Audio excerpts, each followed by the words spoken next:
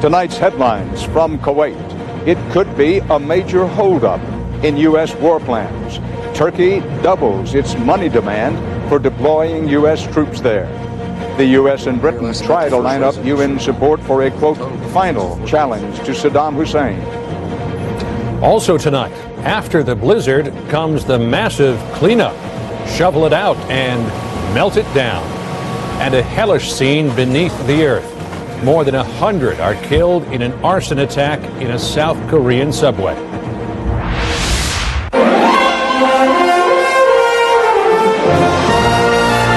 This is the CBS Evening News. With Dan Rather reporting tonight from Kuwait City and John Roberts in New York. Good evening. President Bush made it clear today he's keeping the United States on the road to war with Iraq. An increasingly bumpy road, politically and diplomatically. Here are today's developments in the showdown with Saddam. The president said he, quote, disagrees respectfully with anti-war protesters. He and the British are fine-tuning a new UN resolution which would authorize war to disarm Iraq. In Iraq, attempts by UN inspectors to interview Iraqi scientists have hit yet another big snag. And the U.S. military says it now has 92,000 personnel in Kuwait and nearly that number elsewhere in the Gulf region. But U.S. deployment plans have run into serious new trouble. CBS's David Martin reports the Turks have decided they want a lot more money for the use of their bases. With 180,000 American troops now in position, the U.S. has reached a major crossroads on the road to war with Iraq. Before the end of the week, it must decide whether to abandon or scale back its plans for using Turkish territory to open up a northern front against Iraq. Turkey's parliament has postponed a vote to approve the stationing of 40,000 American troops at Turkish bases because the two countries are several $1 billion apart on how much economic aid Turkey should receive in return for its help. Ships loaded with equipment for the U.S. Army's 4th Infantry Division are waiting outside Turkish ports for permission to unload.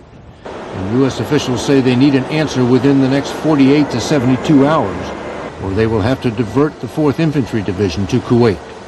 The U.S. has such overwhelming military power, it can work around almost any problem. But Pentagon officials say the loss of Turkey would greatly complicate their battle plan. It would require 10 more days for those ships to get from the Mediterranean through the Suez Canal and around to Kuwait. Then they would have to wait their turn behind all the other ships carrying equipment for the more than 100,000 U.S. and British troops already in Kuwait. Even after it unloaded, the 4th Infantry Division would still be hundreds of miles away from its objectives in northern Iraq. Sending the 4th Infantry Division in from the south also means an Iraqi chemical attack or anything else that disrupted the flow of forces through Kuwait would wreak even greater havoc with the battle plan. But none of that is stopping the march to war. The Pentagon has already issued deployment orders to troops slated to become part of the Iraqi occupation force 2 months from now. David Martin, CBS News, the Pentagon. At the White House today, President Bush said last weekend's worldwide anti-war protests will not influence his decisions on U.S. security or war with Iraq. CBS's Bill Plant reports the president himself is trying to influence the United Nations Security Council on the use of force against Saddam Hussein. The U.S. and Britain have drafted a new UN resolution as they search for a creative way to convince reluctant members of the Security Council to back up the UN's demands with military action. Diplomats say the new resolution will demand that Iraq prove in a concrete way that it is disarming. If Baghdad fails to meet the test, it, and not the UN, would be held responsible for ending the inspections and opening the way to war. President Bush said again that though a second UN resolution would be useful, the U.S. doesn't need one to go to war. Asked about anti-war demonstrations, Mr. Bush said he respectfully disagrees. I welcome people's right to say what they believe. Secondly, evidently some in the world don't view Saddam Hussein as a risk to peace. The massive protests are another reason Mr. Bush's ally Tony Blair says he needs the second UN resolution. U.S. officials are on board with the idea of a final challenge to Iraq. They say they'll take it to the Security Council as soon as they think they can make some progress. Bill Plant, CBS News, the White House. Inside Iraq today, UN weapons inspectors pressed government officials about one of the most contentious issues: private interviews with Saddam's top scientists. A few such interviews have taken place, but CBS's Mark Phillips reports tonight most of the scientists are insisting on conditions the inspectors reject. The Iraqis are trying to build on what they see as success here, trying to provide more ammunition for those at the UN and around the world who are arguing against war. Today they trotted out one of the scientists who's been interviewed by inspectors here and who insisted that the aluminum tubes Iraq has imported are for building rockets and not for enriching uranium as the U.S. claims. The UN is actually having only mixed results with its interviews. Of 30 requests it's made to speak with chemical, biological, and missiles weapons specialists, only 3 have actually been interviewed. The problem is the scientists want to tape record their interviews, presumably to protect themselves and their families against retribution. The UN's refusing, saying that would be the same as having a government minder in the room to eavesdrop. And it's all shaping up as another argument over whether Iraq is really cooperating or is merely using other means to stymie the UN. Mark Phillips, CBS News, Baghdad. The American troops here in Kuwait must be ready to snap into action on a moment's notice, and they're training every day to do just that. I went along to see firsthand how they're preparing to face off with the Iraqi army. Today, the men of Bravo Company were back in the trenches again, practicing for the dangerous job of clearing the enemy out of bunkers. Get out my way! Brody, the track! They repeat the same drill over and over like a football team practicing an especially complicated play. But no one has any illusions. This is no game. You're going to get yourself shot in the face by just running right into it. And these guys start bounding up in front of me, they just completely killed my whole field of fire. Bravo Company has already been training in the desert for 4 months. They're at their peak. Now the struggle is not to lose that edge. At times today, the strain was showing. Just shut up and do what I say. These soldiers are with the Army's mechanized infantry. They could be among the first to cross the border into Iraq. But for now, their biggest enemies are uncertainty and delay. If we're going to do it, let's just go ahead and do it, because by us waiting and just waiting, it kind of like we get a little rusty, and I just personally feel that we're ready now. Let's go ahead and do what we have to do. After months in the desert, even the heavy armor needs to be taken apart for maintenance. The sizzling sun and blowing sand are even tougher on soldiers. If we're going to make a decision, we need to make it soon. You know, it's going to get summer here soon, and it's going to get pretty hot. We're going to need to either go north or go home. Go north or go home. For now, they're not doing either. And their commanders are trying hard to keep them sharp and focused. We don't give them time to get bored. We know that soldiers will lose the edge in a day or a week or a month. So we go back and revisit those tasks that we feel that they need more training on. When they're not training, the soldiers are listening for any news on what lies ahead. You heard any good rumors lately? Heard we're going home in a week. I don't really believe it. Don't they wish that were true? Do they ever? I'll be back later in the broadcast with a profile of courage. The story of an American soldier who's risked his life for his country many times and why he does it so willingly. But right now, we go stateside to John Roberts with some of the other news of the day. John? Thanks, Dan. And good evening from New York, just one of the cities digging out from the big blizzard that left at least 37 people dead. Before the storm moved out to sea today, Boston piled up a record 27.5 inches of snow. Philadelphia, about 19 inches. And in western Maryland, an extraordinary 52 inches of snow with 30-foot drifts. Lee Cowan reports on the cleanup after the whiteout. Relief was measured by the shovelful today. The bigger the shovel, the better. 2 days, no plow. Try to get to work, can't get to work. 4-wheel drive, won't even get through this. From driveways in Boston to runways in Virginia, the big dig is on. I gotta do little by little. For people like 72-year-old Sally Beltobsky, the snow has lost its luster. There's no one out here to help you? Not really. No, they live far away. The blizzard of 2003 was, for some meteorologists, the perfect storm. The ideal combination of cold Canadian air slamming head-on into warm tropical air. A rare confluence of forces that took place right above some of the biggest cities in America. No clouds of yet. Hopefully sometime before the end of the week. But the monster blizzard did more than break backs and break records. It's breaking winter budgets, too.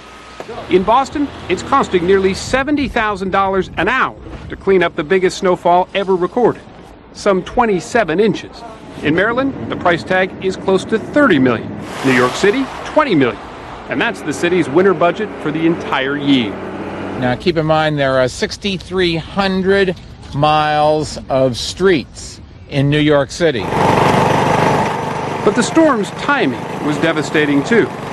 President's Day weekend is supposed to be a red, white, and blue sales spectacular for retailers. It wasn't. To lose that day is, sort of double or triple what a normal shopping day would be for retailers. So it was a big hole. For now, the biggest problem remains just what to do with all the snow. Places like New York City can't wait for it to melt on its own. So they're melting it themselves. With a kind of Dr. Seuss contraption. Getting a snowy mouthful, one bulldozer at a time. Still, with the snow piled up some 2 stories high in some places, it can't get cleared away fast enough. Still, forecasters warn don't wish for a warm front anytime soon. If too much of this snow melts too fast, the blizzard of 2003 could turn into the flood of 2003. John? Lee Cowan atop Mount Snow here in New York City. Lee, thanks. Police in South Korea are questioning a man who allegedly committed a horrible crime, setting fire to a crowded subway train.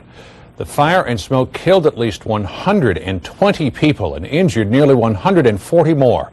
CBS's Barry Peterson reports it happened this morning in South Korea's third largest city, Daegu, about 150 miles south of Seoul. This was not the work of any terrorist group, but of a single angry man described by police as handicapped, mad with society about his fate in life, out for revenge. It was done with frightening simplicity. A milk carton of flammable liquid spilled onto the floor, then ignited by a dropped cigarette lighter on a subway train just leaving the station with some 600 passengers. In an eerie reminder of 9/11, people with cell phones called loved ones. One man begging his wife, "Help me, there is a fire and the doors are locked," and then silence. For firefighters, bravery was no match for the relentless flames. "We saw people collapse," said this distraught firefighter. "We could not rescue them, we just didn't have enough people." The battle for life continued in jammed emergency rooms. Many of the bodies are burned beyond recognition. It will take weeks of DNA testing to identify the dead. And in a world fearful of organized terrorist groups, this was a horrific reminder that just a single person intent on killing can strike the heart of any city. Barry Peterson, CBS News, Tokyo. Coming up next on tonight's CBS Evening News, who is at fault for the fatal nightclub stampede in Chicago? The finger-pointing has begun. Marie Callender made her chicken pot pie with tender white meat chicken and a golden flaky crust made from scratch. And we're still making it Marie's way. Marie Callender's chicken pot pie, made with the care of Marie. Morning, Joe. New haircut? No. New shoes? No. Hey, Joe. You been working out? No. Hey, Joe. Shave your mustache? Nope. You sure that's not a new haircut? Yes. Did you just get back from vacation? No. Did you get a promotion? No. Did I? No. What's different? He finally asked his doctor about Viagra. Ready to ask your doctor about Viagra for the first time? Find out if a free sample is right for you. To learn more, visit Viagra.com. Ask your doctor and see the difference. Only new Oust air sanitizer kills odor-causing bacteria in the air. I mostly sprayed Lysol in the air. I thought Lysol was an air sanitizer. It's true. Lysol works on surfaces, but it's not meant for the air. Only Oust air sanitizer kills 99.9% of odor-causing bacteria in the air. My daughter Carly is like a tomboy, and her clothes are stinky and gross. Little spray right away. It smells great, just fresh. Get odor-causing bacteria out with new Oust air sanitizer. S.C. Johnson, a family company. Oust gets rid of the odors, doesn't mask the odors. Why would you want another credit card? Well, what if it supported your school? reflected your interests, gave you something back. Bank One gives you over 1,200 different cards to choose from, so you can choose the one that's right for you. Still carrying around someone else's credit card? Maybe it's time you got one of your own. When dry, itchy skin is unbearable, where do you go for relief? Introducing Lanacaine Body Lotion. So effective, it's in the itch care aisle. It's medicated to relieve the cause of dry, itchy skin. Combined with skin-soothing vitamins, this is the Lanacaine for all over the body. It helps heal itch-causing dryness, bringing relief that lasts and lasts, even through a long winter's nap. Lanacaine Body Lotion. So effective, it's in the itch care aisle. Now, Healthy Choice Chicken Noodle Soup has 20% more roasted white meat chicken, hearty noodles, and tender slices of carrots and celery. So it's rich in flavor, not salt. So make the delicious choice. Make it Healthy Choice.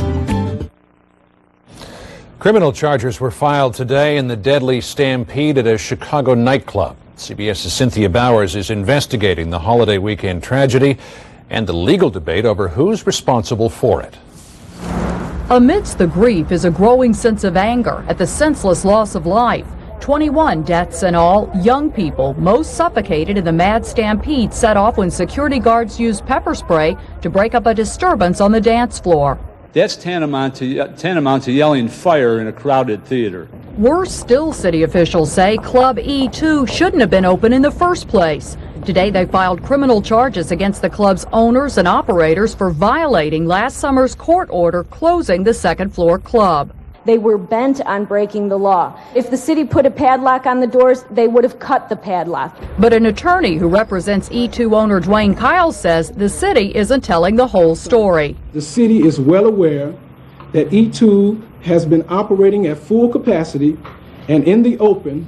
But whether it was open because of brazen owners or because city officials failed to follow through, one journalist who covered events here says the deaths came as no surprise. Anyone who's been at E2 can visualize the incident taking place. That's because, she says, despite its enormous size, E2 was usually crowded.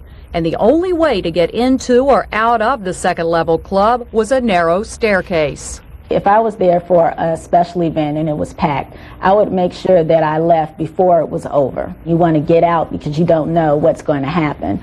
Now all that's left is determining why it happened. Cynthia Bowers, CBS News, Chicago. Still ahead on tonight's CBS Evening News, the popular herbal supplement ephedra is declared a factor in the death of a Major League Baseball prospect. Why do so many people trust GMAC Real Estate? It's because our agents offer premier service.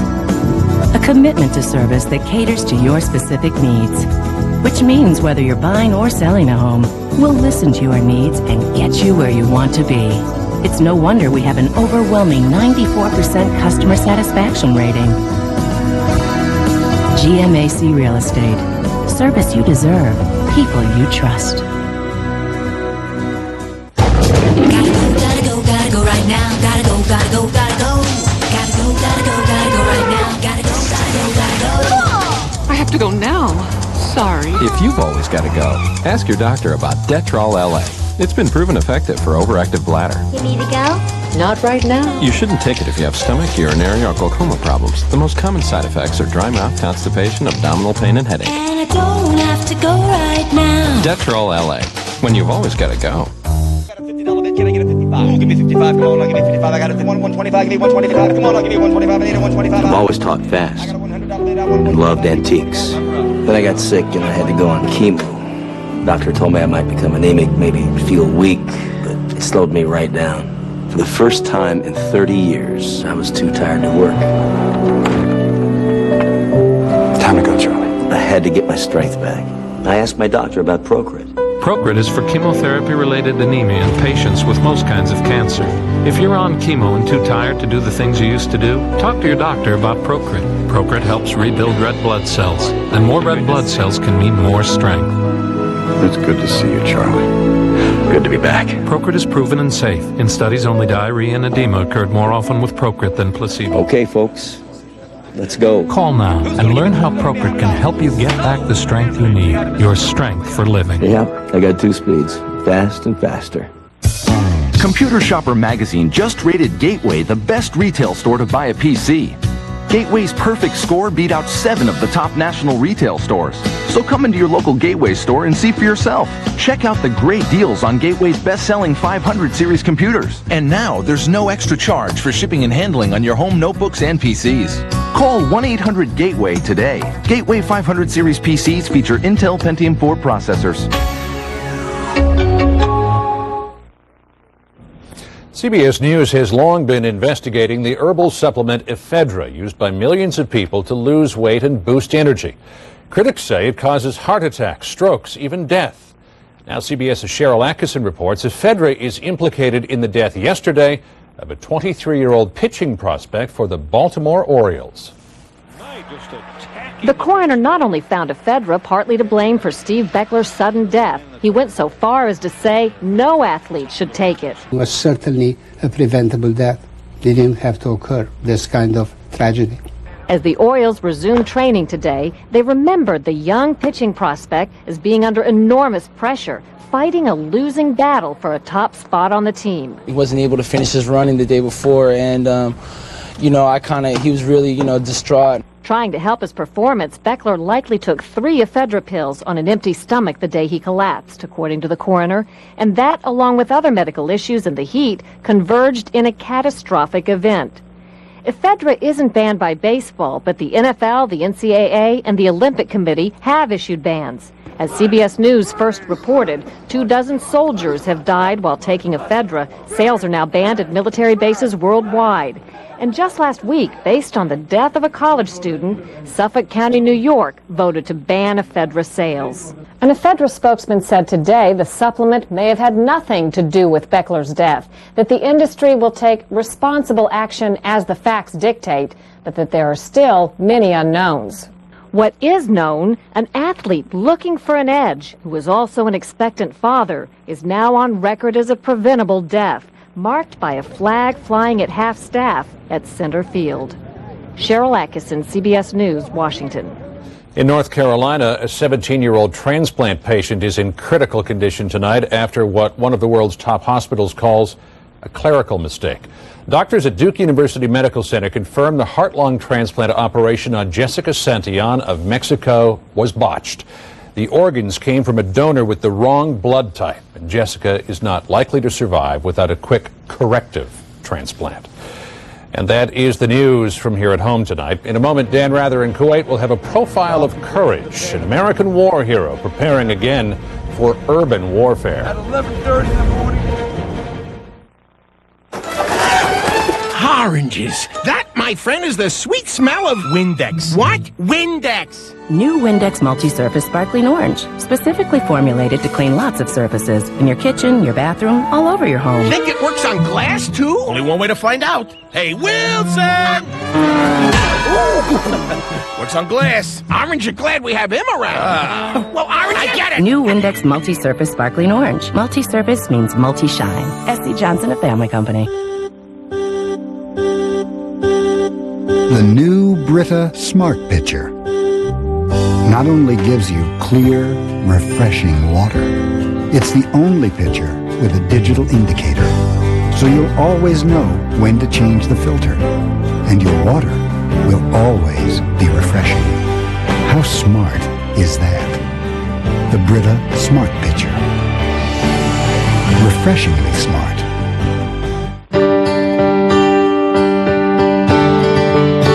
There's a reason RE/MAX agents average more sales than other real estate people. RE/MAX agents want every transaction to be as perfect as possible.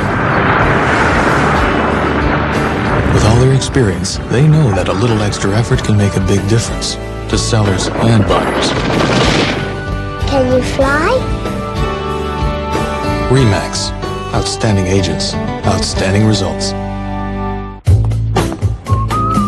Are you troubled by creditors? You're pre-approved. I guarantee Go from fat to flat. You've won a dream vacation. Want to see my webcam?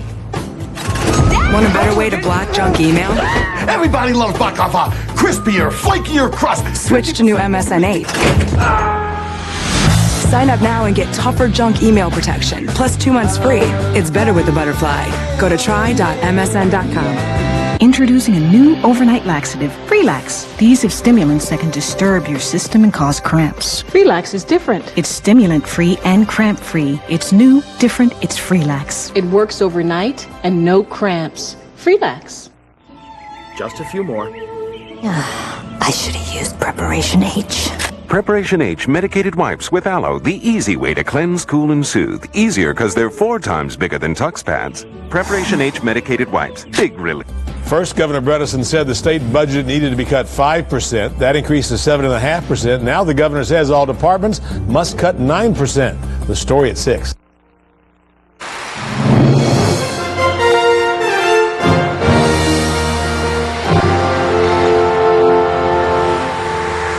There are tens of thousands of U.S. soldiers here in Kuwait now, all ready and willing to risk their lives for their country.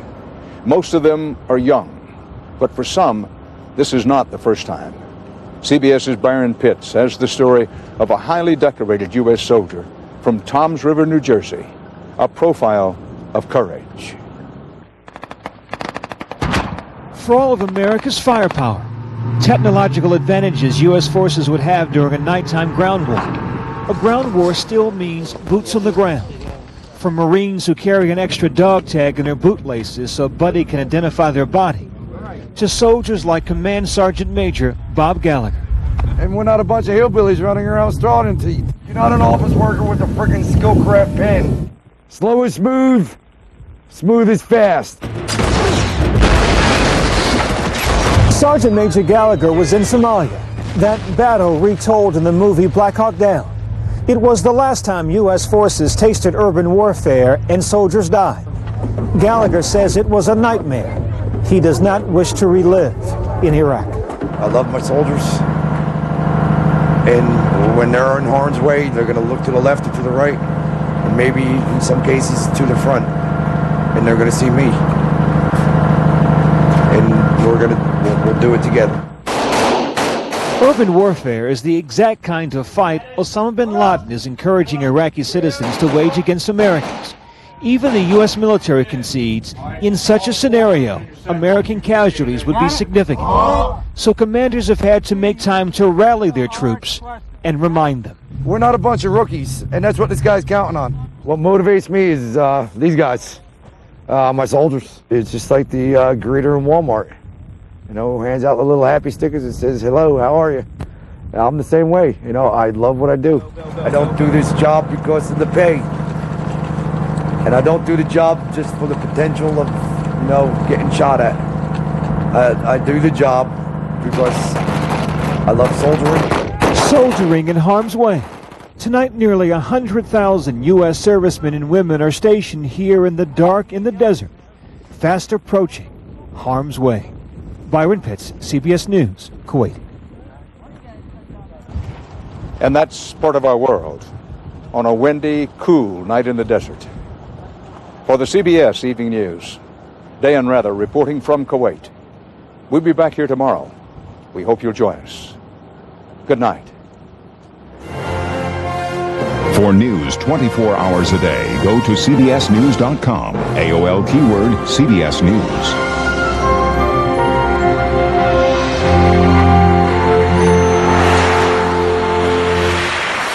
This is CBS. From your news and information leader, this is News Channel 5 at 6 with Chris Clark and Vicki Yates. Good evening. The state budget picture in Tennessee is getting bleaker. Governor Phil Bredesen told his cabinet today there will be even more